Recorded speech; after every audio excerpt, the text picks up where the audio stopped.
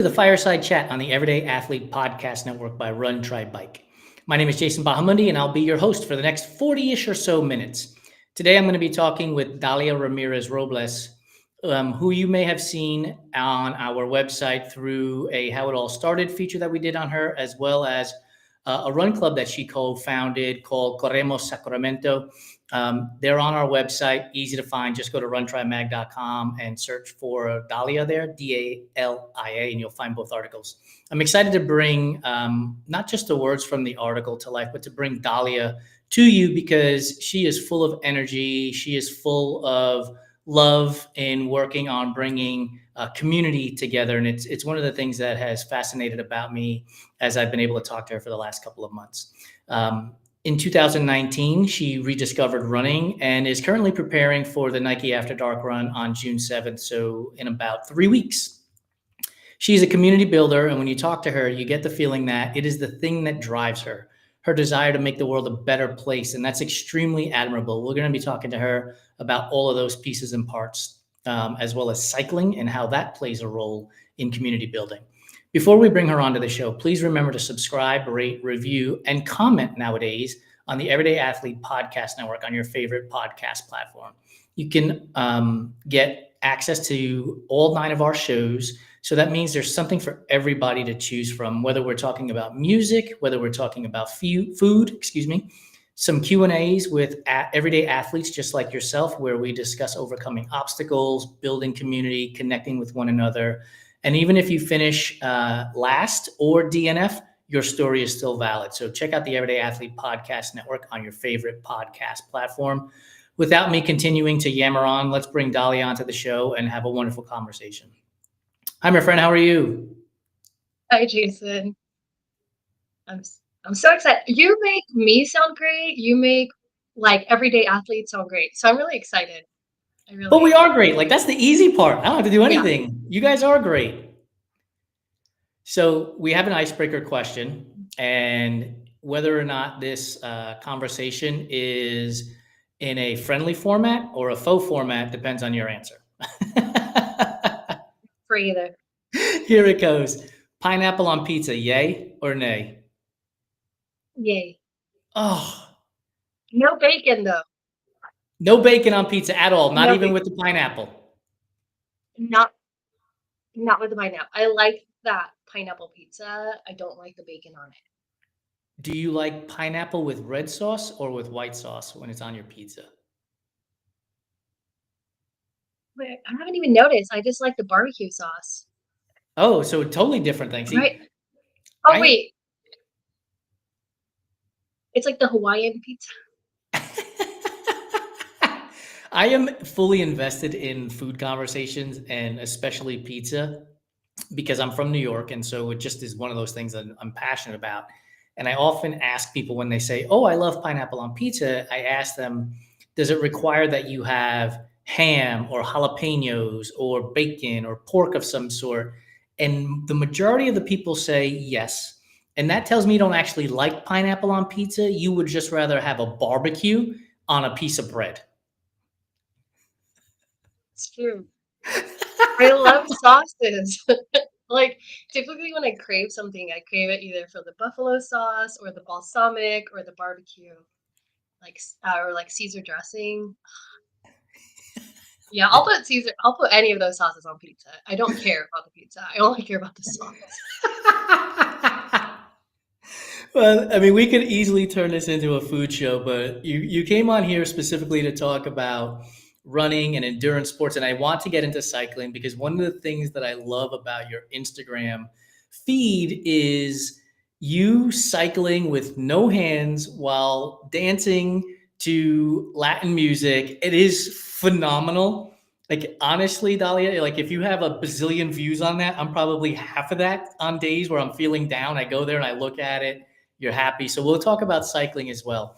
I mentioned. I do want to say I'm the other half of that. I'm just like, I look at myself and I was like, wow, I'm so proud of myself for doing that. I like hype myself up. And you should be. I will tell you this. So my wife and I, we were talking the other day while we were driving, and we were talking about social media in general. And we said, what if we impressed ourselves more than we try to impress others when it comes to our social media and posting and why we're posting and all of these things. So if you're already going there to look and say, look, I'm impressed with myself, look at what I've done, that's awesome. Kudos to you. So I mentioned that you got started in running again. You revisited running in 2019. And while I know the story, can you give us a little background on how you got started again in 2019? Because I think that helps build what comes later with Corremos Sacramento. Yeah, I hate to admit it, it was because of a male, a boy, a handsome man. We are trouble, 100%. I hate it. Yeah, but yeah, I met someone that was training for a half marathon, and yeah, we met this one weekend, and they said like, "Hey, I want to hang out with you again. I'm like training for this half marathon, and I don't have a lot of time." Like they were on vacation, and I was in. He said he was running 8 miles, and I was like, "Oh, I used to run in high school." That was like 10 years before that. Like, I used to run in high school. I ran 7 miles before. Like I said this, and so I joined his run, and we went for a 1 mile walk basically. But that's kind of what reignited my interest. So the way you're saying it, I presume this gentleman is no longer around. And how does running with this person end up becoming this community that you have built, which is very strong? It is very active. If anybody goes to the Corremos Sacramento Instagram page, you will see the engagement there. You will see the club members there. Like it is super powerful to see. So how do you tie those two together? What happens in between? I think I mentioned during one of our interviews of kind of how my adult running journey had two stages. One was the solo runner, and then the group runner. Yeah, so after this gentleman kind of like reignited my interest in running and like taught me about half marathons and races and whatever, like training plans, I would just like go on runs on my own. And then I got really into it. Um, and then I decided to move to Sacramento. And and he's the one that told me like, oh, cities have running groups and training groups, blah blah blah. Look into Fleet Feet. And so then that's kind of how I looked into Fleet Feet and joined one of their training groups. And then once I joined that training group, I really enjoyed the accountability. I enjoyed, yeah, just also someone else setting up the schedule of like, show up this time, this day, show up this time, this day. Awesome. Okay, we'll do. And then also, like, there's just so much support, and I had a mentor there that volunteered for the training program. So that made it like that was a bigger incentive to show up. Um, and then once I discovered that there were Latinos that run, oh, that was like a game changer for my entire existence because then now I'm like, oh my gosh, I'm so obsessed with you. I want to be surrounded by like Latinos all the time, and I also like to run, and let's do this together. You know, it's amazing to me. So that reaction that you have there about seeing other Latinos in who are running and this connection that you automatically have is something I heard from Desmond Taylor Douglas when we interviewed him for our Enduring Mind show. He is a black male who went to, please forgive me, Des, I believe he went to Morehouse in Atlanta. And when he went there, he saw other black athletes who were runners as well, and not just track and field athletes, but they ran half marathons and marathons. And he felt like this community all of a sudden that really lifted him up. Is that an accurate way to describe your feeling when you see other Hispanics and Latinos running? It like lifts you up and gives you this surge of energy. Yeah, yeah, I do get a surge of energy. I still don't know how to fully describe it. It feels like home, but better. It feels like the redeemed version of home where we get these shared like a shared upbringing, cultural experience, um, but with like healthier components where we're going to the park and running or walking and taking care of our bodies. And also, like a lot of Latinos, I mean, I don't know about some of y'all, I grew up with the Latina women in my life having unhealthy ideas about what health is. So, like diets and body shaming or whatever it was. And then so now I get to be with other curvy Latinas where we just get to go on walks or jogs, but not make it about like unhealthy body ideals. Do you find that the community helps strip away some of that pretense? Because running strips away that pretense, right? Like when you're struggling during a run or even on a bike, like it sucks. And you got to do everything you can to get through it. And so you can no longer put this front up. And I'm wondering if that's what happens when you're running with other, you just mentioned curvy Latinas, but I'm thinking about Hispanic males and Latinos and this machismo component that goes out the window when you're struggling because you're like, I just got to get to the finish of this so I can get home kind of thing. And you become vulnerable. Is that something that you see within, your running community and with yourself? Repeat a piece of that question. Do you find that the ability to connect with the other Latino and Hispanic women in your club, or if you see the men connecting with each other more, is because they become vulnerable? Because running strips away that I can do everything concept because it's going to be hard at some point. Mm-hmm. About that one. I don't know.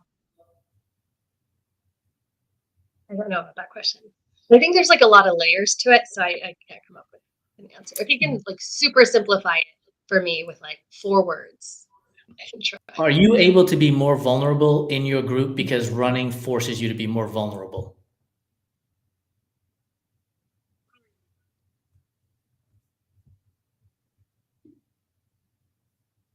Good question. I don't know. I don't think I would say running forces you to be vulnerable. I wouldn't. I think it just depends on the person. Like because I have seen people. Oh no, I don't know if it.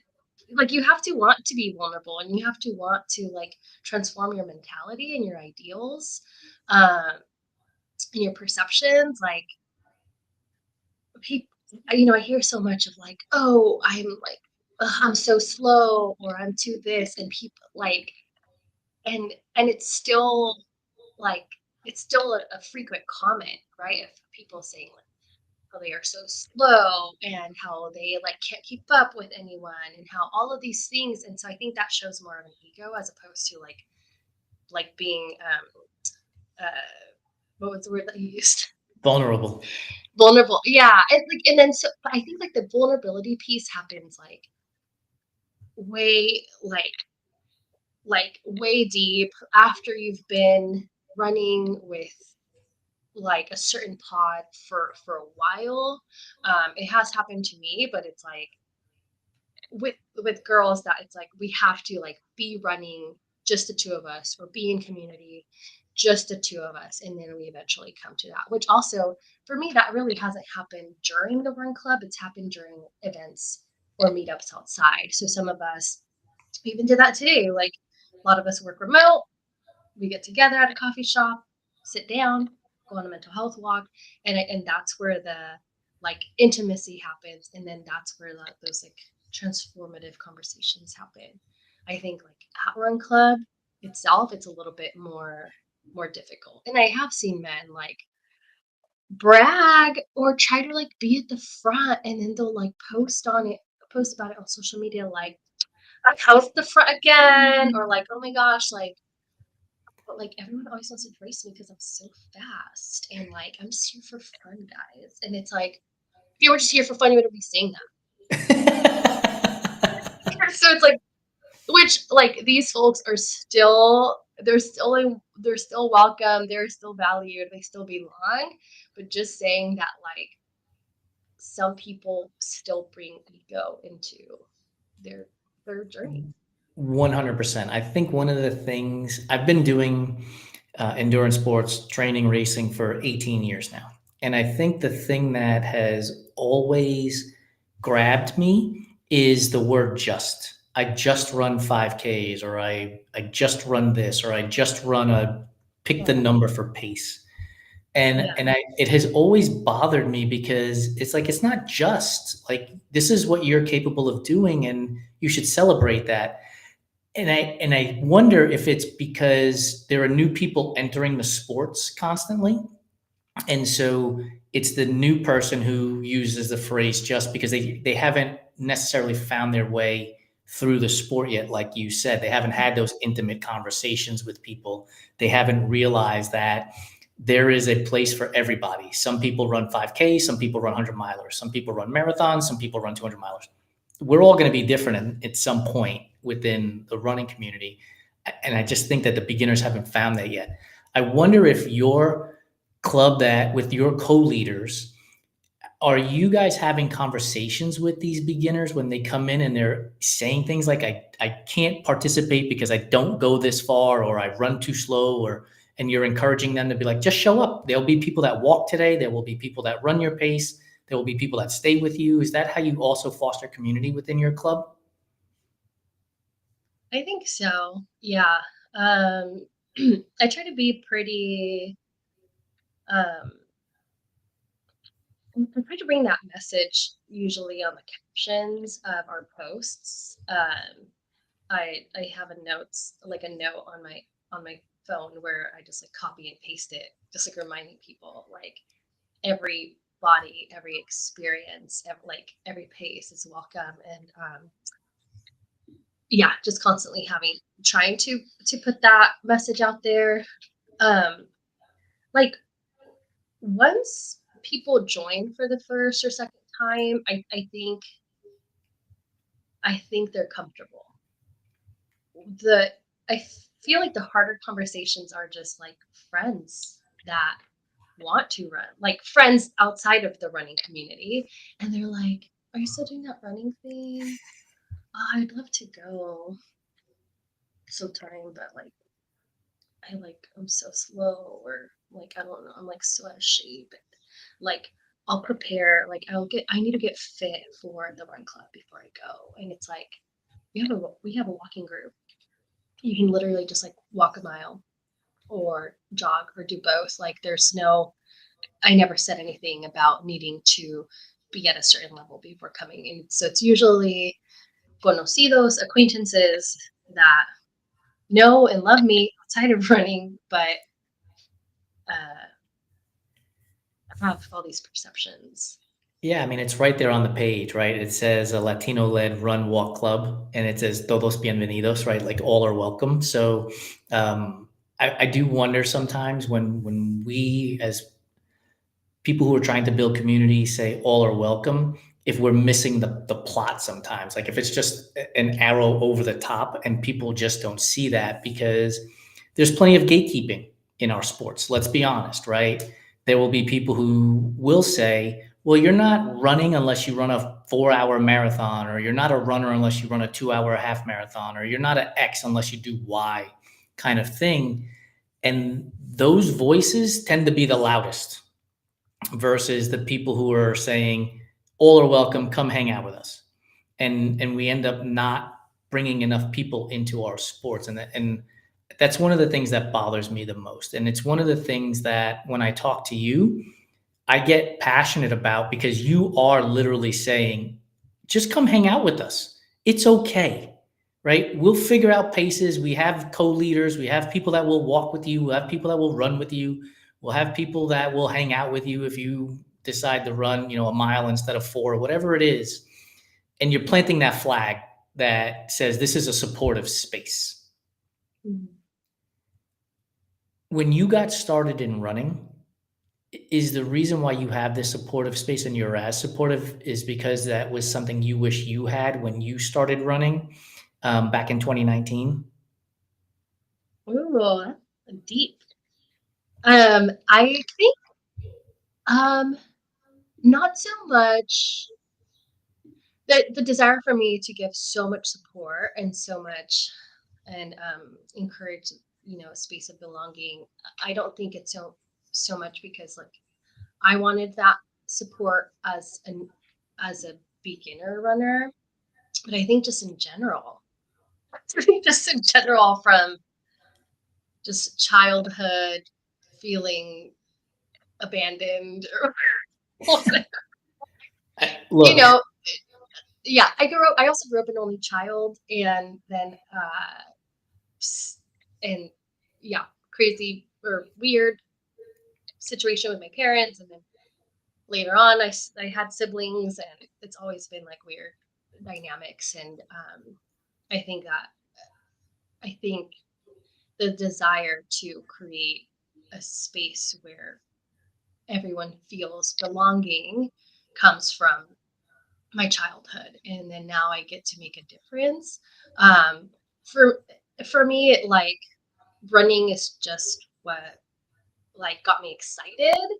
um but it's not like we can do any subject matter. Like I met about a bunch of like environmental nerds, and now I'm just like, how do we get like a club of all the like Latino environmental nerds to come together and talk about like herbivores or whatever rocks.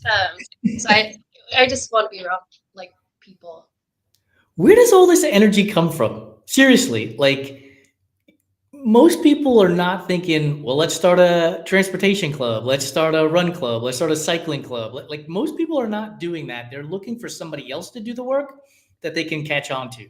Like, where does your energy come from? It's infectious, by the way. And it's so funny because today, like, I'm tired and I'm kind of stressed, and like my eyes been twitching all week. I hope it wasn't for this interview.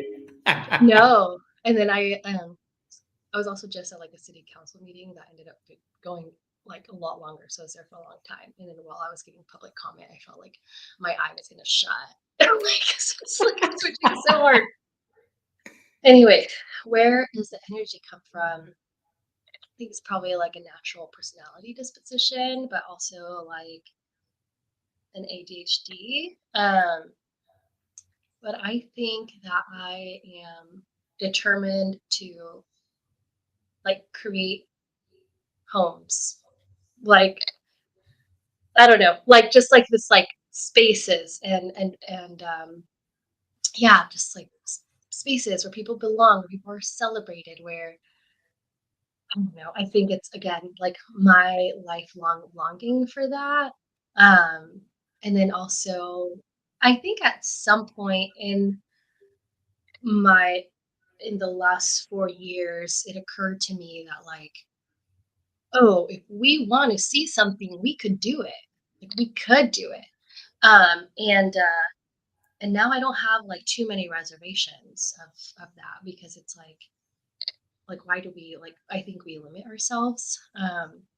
And so, I saw something on Instagram of like, oh my gosh, Mexico City is doing all these like day coffee shop antros, like this like party with a DJ in a coffee shop.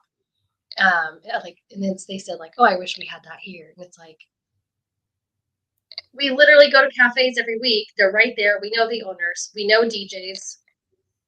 Make it happen. Like, what else do we?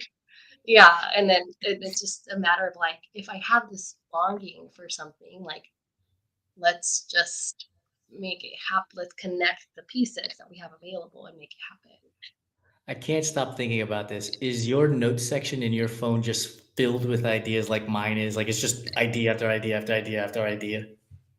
You know what? I am I just I just text the people.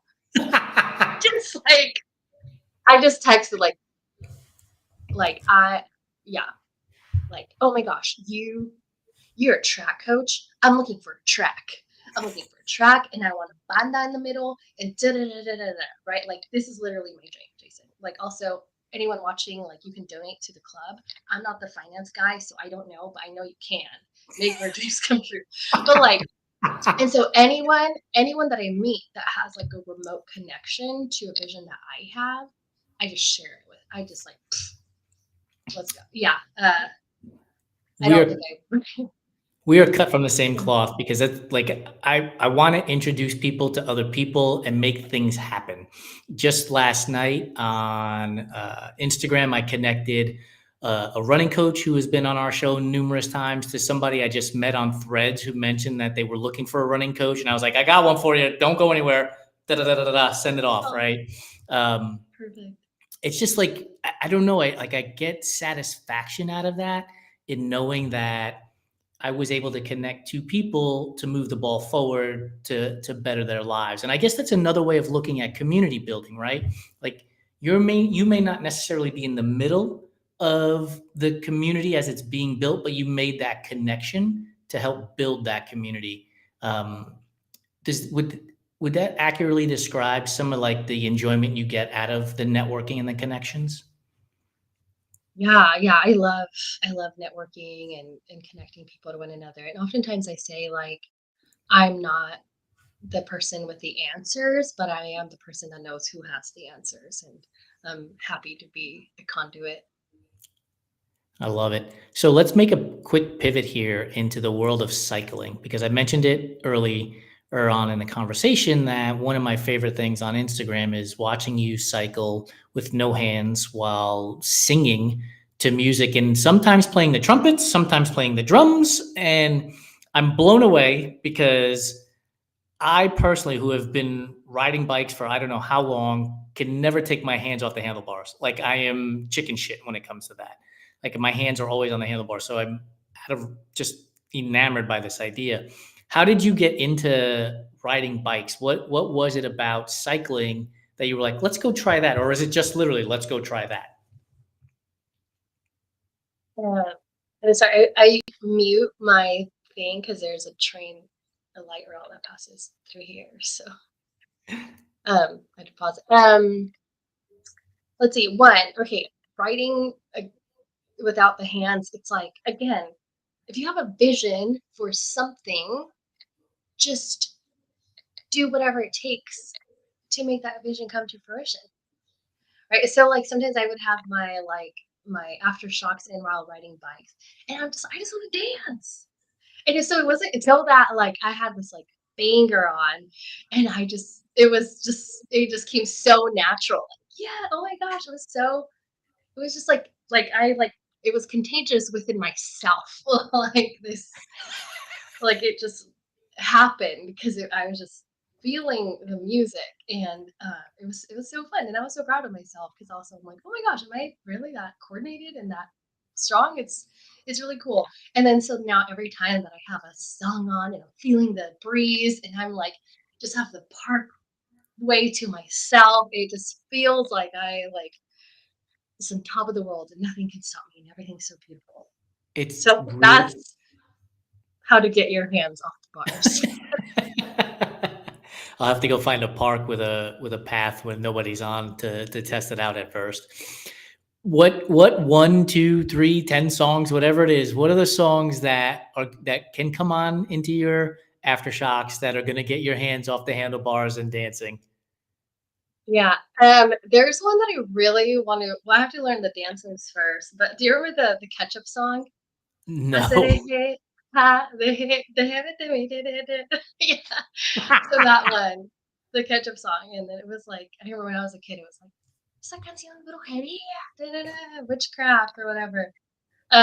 So, but it has like a little groovy. So I really need to memorize the moves, but sometimes I'll put it on and then I'll just like imagine myself like writing while doing it. It's again just like mixing like these pieces from my childhood into my interest as an adult, which is like really it's so exciting. So that song, yeah, I was gonna ask, what about when you're running? Do you also start dancing while you're running and when the music comes on or the beat hits? yeah, but it feels a little different. It feels a little different, like because like being on the bike feels more like I'm floating. Um, but yeah, when I'm running, especially I think like the last 5K that I did have the banda on or like the with the tambores. And what's cool is that it's kind of like the the same like cadence, I think, like the song and like my body or like running cadence. So it just lines up, and so it helped me like run faster, I think, because I was like keeping with the cadence of the song and the I love drums. it.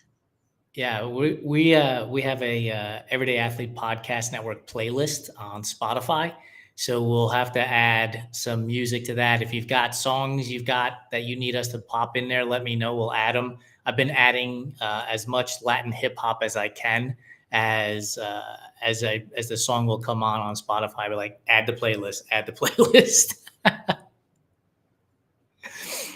So let's talk about one of your other passions. I shouldn't say your other passion. You probably have many of them, which when we talked in the green room was transportation and accessibility. Because I think that goes to the idea of building community as well, is being able for people to get places, have access to places, whether that's running or cycling. I guess it's a two-part question. How does being an advocate for transportation and accessibility help you with either, co-leading the run club or as a runner and a cyclist? And then how does being part of the running and cycling community help with the transportation and accessibility side of your life? Yeah. So, and I will say that it all started from running. For me, that was like the seed that changed my life. And kind of led me to this, like pursuing a career in urban planning and transportation. So, as a runner, I would have to um, drive to nicer sites, areas of town to go for a run. And then at some point I learned about tree canopy and all its benefits, and I realized, oh yeah, like my neighborhood doesn't have trees, and the neighborhoods that I drive to go for runs, they have trees. Pardon me. And then at some point I learned, because I live in North Sacramento, I live just north of the river. And then we were in a community meeting put on by the city, and then one of my neighbors pointed out, yeah, the river is right there, but we don't have access to it. And we live like in like one of the sides of town that kind of got redlined or whatever, like we were cut off from a lot of resources. And one of them being the river, which is so crazy because like here's this like natural resource, like land, right? And then so we should be able to have access to it, to go for walks along the river, to go for runs along the river. But like the way they planned it, they cut off our access to these natural spaces that like Mother Earth provided for us. So it's just like really interesting. And then like there is a bike path. So once I started cycling, I realized, oh, there is a bike path entry like near my place, but there's not a safe way to ride or walk to the bike path. So I don't know who's it for. So, so I think sometimes we compartmentalize our life, like as runners, as whatever athlete, whatever your sport is, we compartmentalize our life, and we really shouldn't. We should advocate for access to green spaces. We should advocate for an equitable built environment so that we all have safe access to our outdoors for recreation, for transportation, for whatever it is. And like I'm pretty new to pursuing this career, but I do want to merge these two. We can't ignore like the inequities in the built environment, especially for some of our like peers and running clubs who might live in a different neighborhood that doesn't have sidewalks, that doesn't have lights, that doesn't have trees. We really need to be cognizant of this. Like not everyone has access to safe streets to run or walk in or ride their bikes. Um, and yeah, and then also like air quality is an issue.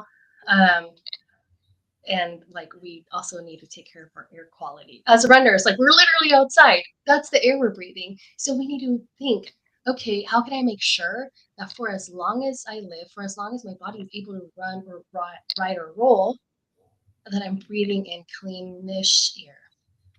How do we get attention to these matters? Is it as simple as these kinds of conversations happening and promoting them and showcasing them? Are there other steps that we as the everyday citizen can take to bring attention to these matters? Because they are super important, right? The idea is we run outside, air quality is important. Running on a safe street that has a sidewalk, that you're not running in the street and isn't cracked all over the place so that you don't trip and fall, or you can ride your bike. Like all of this stuff is important. But in some cases, I think some people just get so overwhelmed because it seems like it's such a complex thing. Have you found ways to make it simpler for yourself to advocate and do, like you said earlier, just go do the thing? Like it's there, go do the thing. So how do we go do the thing? Yeah. I think like what crosses my mind is collectives, like making sure you're a part of community groups. And I think we all have our role in society. We all have our role in community. For me, again, I see myself as a conduit that connects different communities, that connects different agencies. So I love that being my role, and then kind of being able to provide that to Corremos Sacramento, the running group, right? And then so then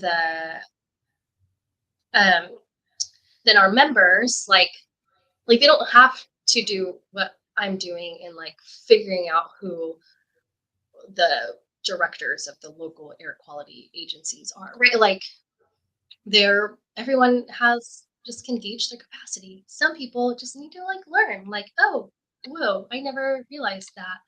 And I have trees in my neighborhood. That's crazy. And Yeah. that's like a step. And I think that's the thing, right? Like you shouldn't be embarrassed that you don't know how to do that thing, right? Because if you've never done it before, how could you be expected to know to do the thing? And I'll use the word vulnerable again, like be vulnerable, raise your hand and say, I'd like to help. I don't know where to start. And there will be somebody like Dalia who has done things who can say, okay, go talk to this director over here or that director over there. Or I've already talked to this person. Maybe you can talk, right? You will help connect them because there are people who are established in communities who are already looking into these things, who are doing a lot of the heavy lifting and might just need a little bit of help. And we as the average Joe and Jane can provide that little bit of help, I would guess. Mhm. Yeah. And then again, part of the like, doing the thing that you envision, um, I am also not very shy anymore. So yesterday or this morning, I messaged. I went on LinkedIn and I messaged the director of the Sacramento Metropolitan Air Quality District or whatever, which kind of handles the like air quality, uh, like programs in the region. And I think they have a lot of different programs and a lot of different incentives and a lot of different educational stuff. And so I just messaged them on LinkedIn saying, this is who I am. This is what I do. This is what I do professionally. This is what I do with the Run Club. And this is like, I want to bring some kind of education and I want to make sure we're doing our part to clean our air. Can we meet for coffee and like just talk about ideas? And then we have had like I guess kind of like a city agency come and table in the past to get input from the group, and so that was really exciting to kind of merge those two when they were getting they're getting resident feedback on safe streets, and so we were able to bring them out, and people were able to share. Our members were able to share about their neighborhoods. I think one of the things that you said that stands out the most to me is I'm not shy. And I think that comes from having both failure and success. right? You realize that when you've asked for something and it didn't go your way, it wasn't the end of the world. You figured out a different way to ask for something else and you've moved forward. And I think that goes to one of the mantras that we have at Run Try Bike, which is failure isn't terminal, it's the building block to success. So you have to try, raise your hand, say, I'd like to help, and be told no, and then figure out how to help in a different way. And you'll find that you get empowered to continue to ask for the thing that you want, which will help, the community, help yourself, and help grow better streets, cleaner air, things like that. When you come up against an obstacle that is hard to overcome, do you lean back on this idea that at one point I couldn't run a mile and now I can run, a marathon or a half marathon or whatever distance longer than a mile, and that helps you with pursuing the things that you're pursuing that you might have obstacles that you come up against? Hmm. Obstacles.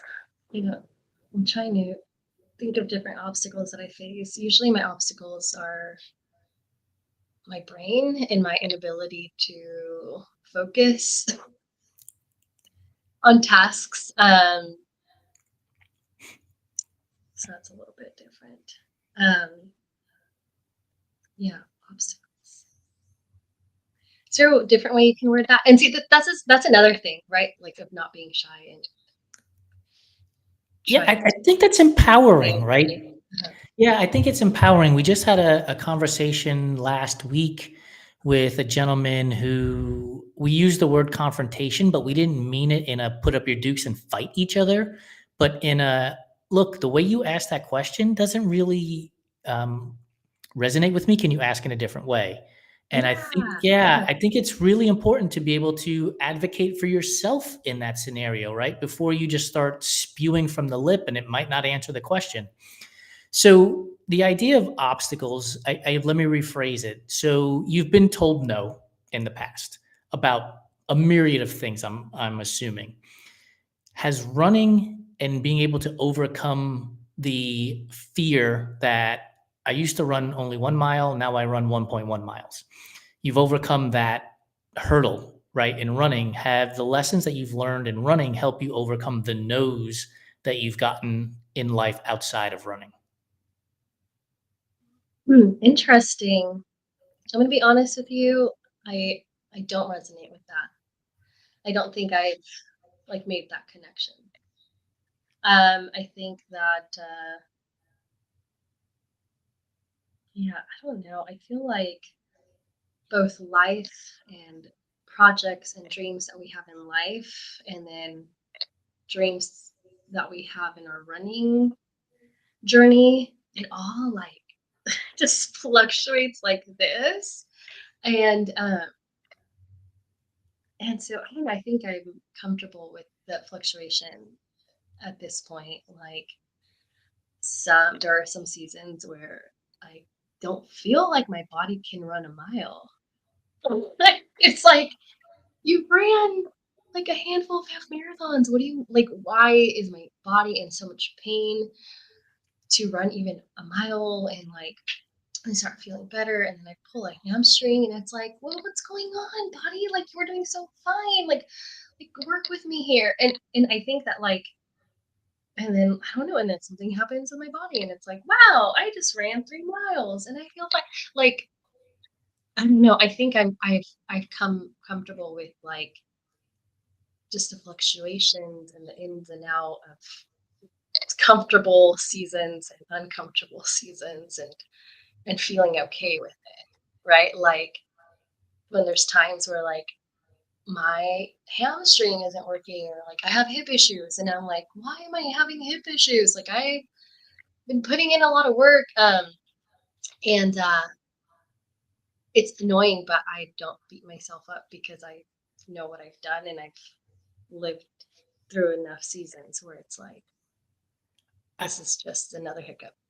I cannot tell you how refreshing of an answer that is, because you mentioned LinkedIn earlier. Like if you go on LinkedIn, right, you'll see posts along the lines of, I ran a marathon and here's what I learned about running a business.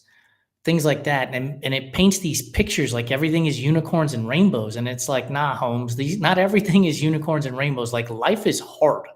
And some days I can run a mile, and other days I don't want to run a mile. And other days I can run 20 miles. And like being able to recognize that life is not linear, I think is an amazing asset, because I think we as human beings who are involved in any myriad of hobbies that are doing anything that involves putting yourself out there is hard.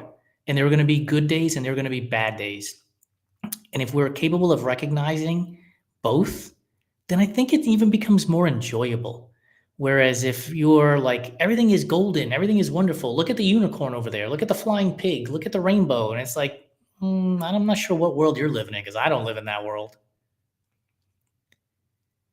Let me ask you this. When you're, and we're running out of time here, and I want to get to our food questions, because we could be talking about this all day. Like my brain is rattling around with 100 different questions right now. Because I just find it fascinating that you're ready, willing, and able to be open and honest. And I wonder where that comes from. Is it something your family, reinforced in you as you were growing up? Was it something that as you became a young adult, you were like, man, this is just life and it is what it is? Like, how have you come to be able to be open and honest and ask these questions and present things the way that you do? Miracle. I don't know. Just an adult. I had some kind of adult, mature fairy visit me in a dream. I don't know. It's happened miraculously, maybe in the last 4 years. I know you can't tell, but I used to be really insecure up until I was like 26, 27. I feel like, I don't know, something happened when I was 27 that just transformed my brain and my heart and my soul. I was really insecure, and I would panic over, like, say you're asking me a question and I'm like, I don't know the answer, and I'm a failure and I'm stupid and I'm a piece of shit and like you should have gone to college, read a fucking book. Sorry. Like, right. And then so it's like I would have like all of these like just like terrifying conversations in my head, and then I would dissociate and I would feel like my head spinning away. And I was just so hard on myself. And then I'm scrambling to like make up an answer, and I'm scrambling to like I want to like be a, I don't know, like maybe like put up a facade or something. And I don't know where, but at some point I just want to be honest. Right? Like, oh, I don't know what that word means.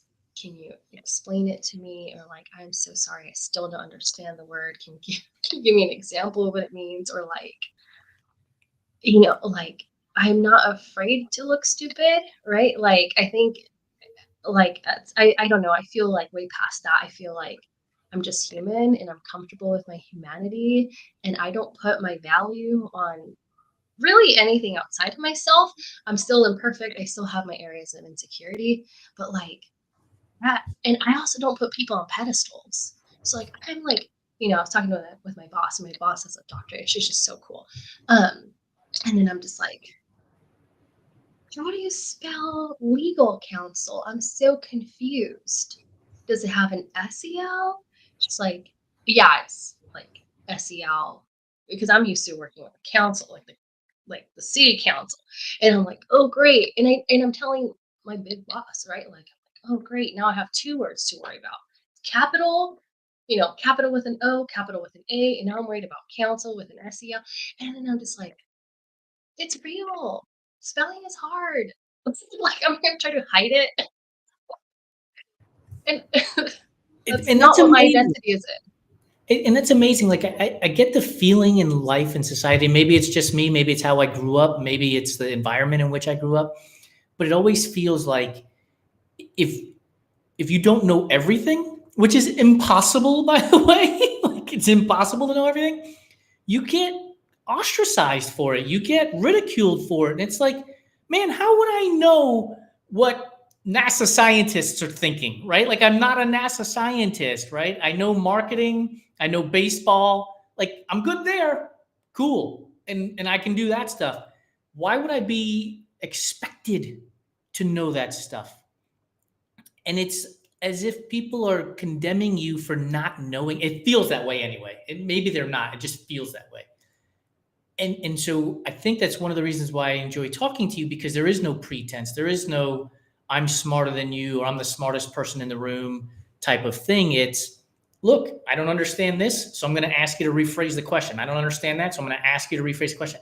And I think that's refreshing, and I think it's open and honest, and I think we need more of that in our world today. Yeah. Actually, and just a quick example I was thinking about today. I was in a meeting. We're like coordinating this event, and there's three. I was with two other partners, two other agencies that were working with, or organizations. And towards the end, someone was like, okay, which um, for this other nonprofit, they said like, oh, which funding source are we billing into? And I realized, oh my gosh, like that question was not directed at me, but then I realized like, oh wait, so well, someone else has to pay this other organization that we're working with, and like I don't like, what comes up with that? Who pays you? Where does the money come from? I thought we were all just having fun and making the world a better place.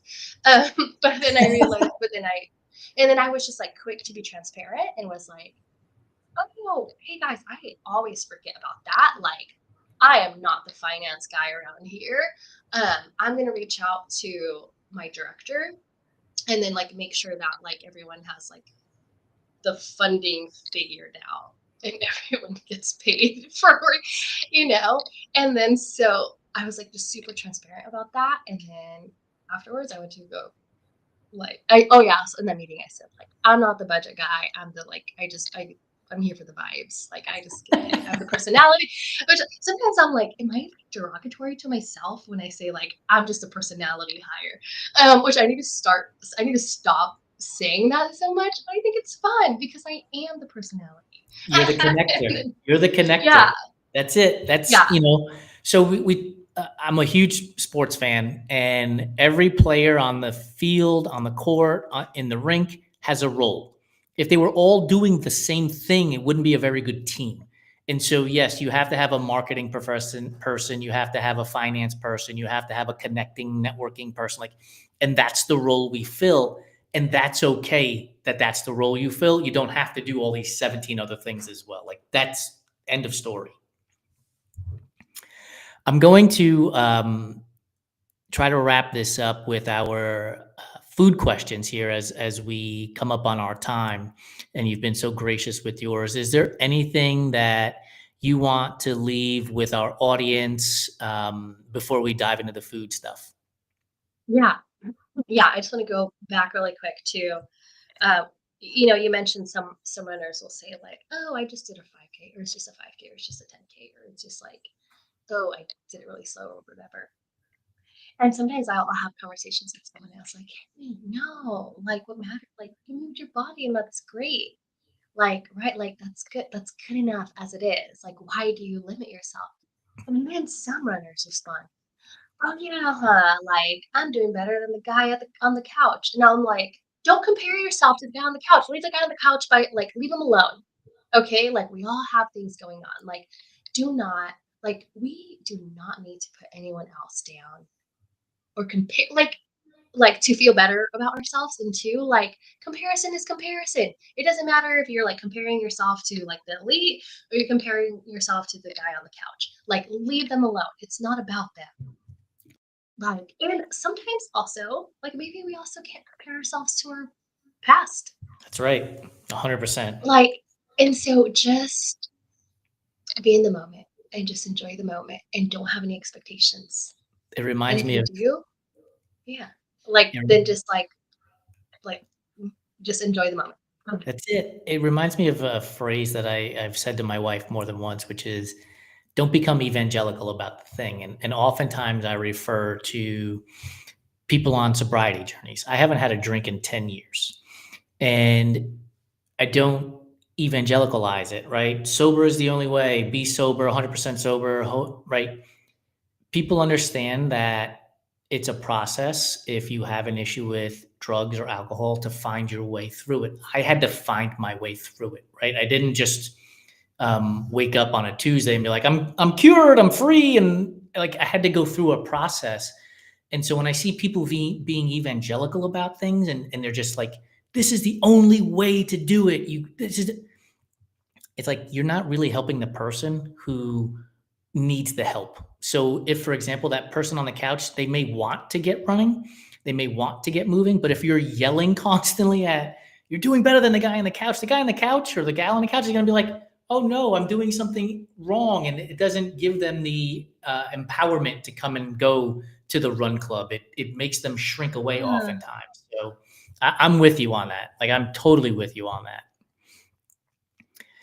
So are you ready now for, since we've had such a serious conversation, to have something completely absurd when it comes to food choices here? Let's do it.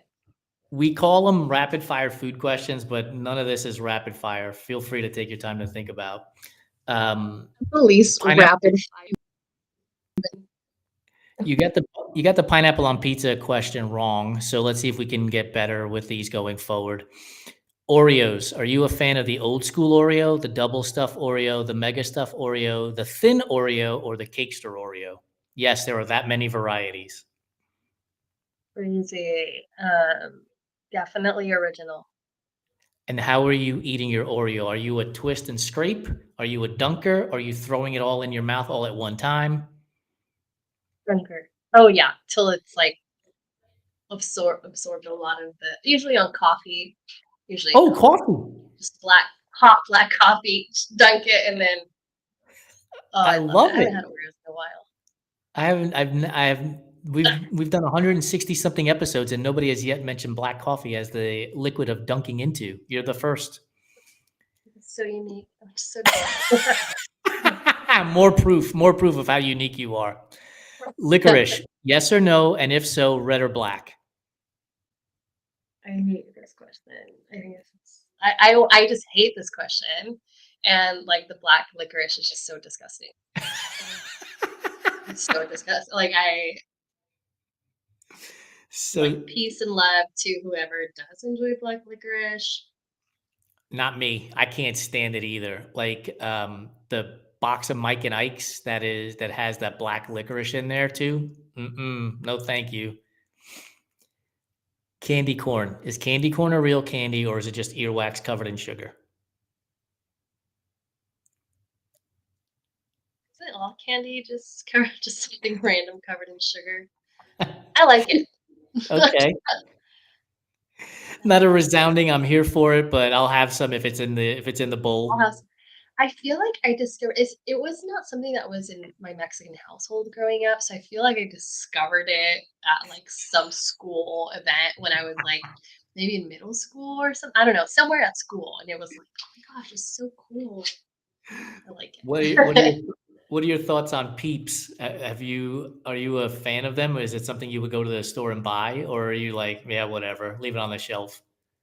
No, no, I wouldn't. I feel like when I was in school, maybe I thought they were cute because I like when things have, like, festive stuff.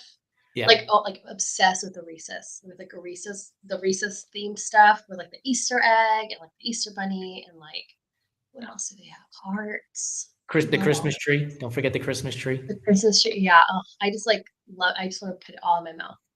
The whole Christmas tree. The Mhm. funny thing about that stuff is it's all the same. It's the same product that was made into a circle, a day before. That's just in a different shape. It cracks me up. No, the ratio is different, Jason. The ratio and, like, the consistency and, like, the shape, it's so like, the smoothness, oh, This is why we have I these conversations. I need to be now put you in my guys place. know my weakness now.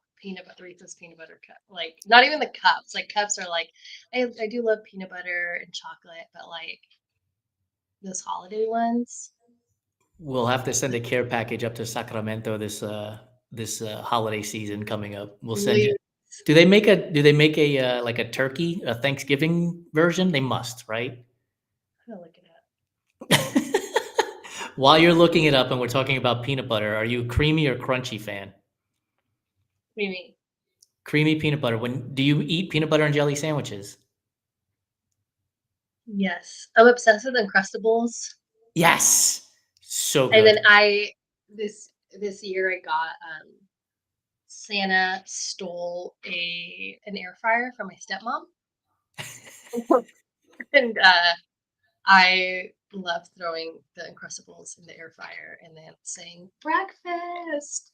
And Hot girls eat breakfast.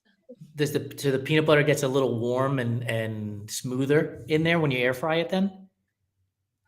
Theory, but I don't have that much patience. And I'm usually always late. So it's usually still frozen when I take it out of the air fryer.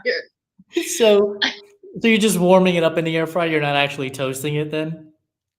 No, every once in a while. But then no, sometimes I do leave it in there long enough. And then it's like, I think it's more like runny. I haven't figured out the timing yet. When it comes to, speaking of toasting, s'mores, when you roast your marshmallow, are you making it like a charcoal briquette, or do you just want it tannish? I like my marshmallows like I like my coffee. Yes, that's right. Burn the hell out of it.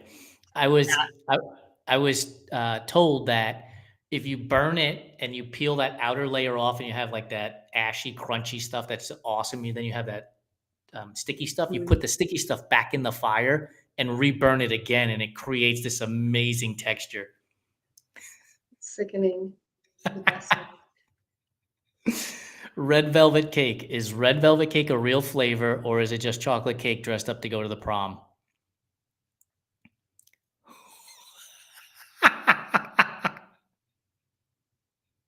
Hmm. I think scientifically it's dressed up for prom, but it's like it has a placebo effect. It's delicate and it's creamy. Do you have a favorite flavor of cake? I was trying to come up with an inappropriate joke. I like white. I like the white cake. Yeah, just like like that Costco white with the whatever frosting that they have. Oh, I feel like sometimes I just crave that. That sheet cake, it's like it's got That drugs sheet in it, cake. man. It's unbelievable. Oh my Like, gosh. just take the top off, put the fork in it, and never throw the fork away. Just every time you walk past it, you're just scooping with the fork. I feel Yeah, you. I went to an event. I went to an event yesterday that had that cake, and I was like, why? Why did you bring just bring cookies? It's and again, I'm not saying that I'm not one to like shame myself for like body, like what I eat or craving or whatever. Every once in a while, actually, like yeah, like my brain goes off. But it was like with that cake, I like can't Yes. like there's no end to it. Yes. And then there was like so much left over, and it's like no, just bring cookies because the cookies are finite. You order. We were like a cohort of like 25 or something. Just get 30 cookies. They're finite. Boom, you eat them. Yeah. That cake, I just, I could go through it. I could go through it. We'll send we'll have to send a Reese's peanut butter cake up to you for the holidays. Make you smile there. Um, we are running late on time, and so I'm going to skip some of these questions. I'm going to go straight to our closing question, which involves brownies. So, a tray of brownies has come out of the oven. It's sitting on the counter long enough to be cool. It's not cold, it's cool. Are you going to the edge? Are you going to the corner? Or are you going straight into the middle for the all ooey gooey part? Given what I've shared so far, where do you think I'm going? I think you're going straight into the middle for the ooey gooey part. Sticking the fork right in the middle. I don't even Yeah, give a shit about the rest of it. yeah, and it's a spoon. I'm gonna go with a spoon. It's just like a little easier. With the black coffee next to With you? Yes. Okay, listen. Speaking of, I took a slice of cake home. Okay. Yes. Yesterday. And before I left my apartment, I put my cup of coffee in my fridge. So when I get home and then there's a slice of cake and there's a cup of coffee, and then I'm just like, don't have coffee right now. Don't have coffee. But I'm like, have fresh cake. You gotta have the coffee with So it. Those are the rules. I had Plain and I simple. had it. I'm just like, you only live once. You have one life to live, and it's fragile and it's delicate, and you should just like live in the moment, enjoy it. That's right. 100%. Like I am so with you on that. Like there's always Pop Tarts in our house. There's always M&Ms in our house. There's candy of some sort in our house always, and there's always coffee, whether it's a cafecito or a latte or a mocha or just straight black. There's always coffee here too. So I'm with you on that. Like there's no reason to not enjoy life because, like you said, it's short and it's fragile. Live it up. Mhm. Dalia, thank you so much for joining us. For those of you who are joining us late on the live, this will be available on your favorite podcast platform as well as YouTube on May 21st.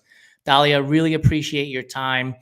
I can talk to you all day and night about a whole host of different things. You're such a great guest. I really appreciate you. Thank you. Likewise, thank you so much for having me, and come cheer in LA. Will do. For those of you who have stuck around, thank you so much for giving us the gift of your time. It is the greatest gift that you can give somebody, and you've just done that with us. Really appreciate your time. Make sure you check out the Everyday Athlete Podcast Network on your favorite podcast platform. This episode will be on those platforms on the 21st of May. And next week on our Fireside Chat, we will be joined by Emily Johnson, who is a co-owner of a bike shop in Connecticut. And her goal is to get more women on bikes and to build community that way as well. So thank you so much for joining us, and we'll see you next week on Fireside.